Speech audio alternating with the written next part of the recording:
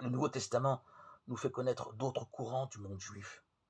Pharisiens et Sadducéens y sont bien représentés. Les Hérodiens sont mentionnés, on peut déceler quelques allusions aux Zélotes. La vie religieuse juive offrait ainsi des options très diversifiées avec des implications politiques plus ou moins déterminantes. Le Nouveau Testament n'élabore pas une thèse sur chacun de ces mouvements. Il en parle d'un point de vue engagé. Pour dialoguer avec eux, il faudrait avoir accès à leur ouvrage.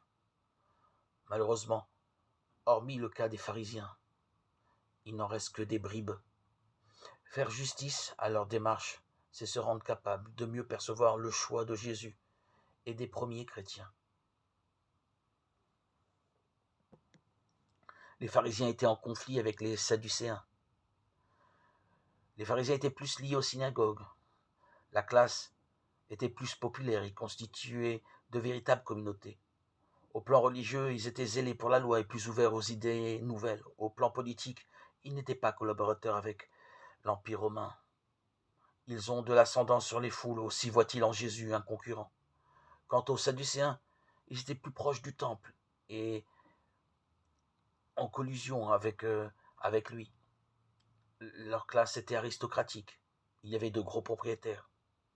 Au plan religieux, ils étaient des conservateurs. Au plan politique, ils étaient de véritables collaborateurs avec les Romains.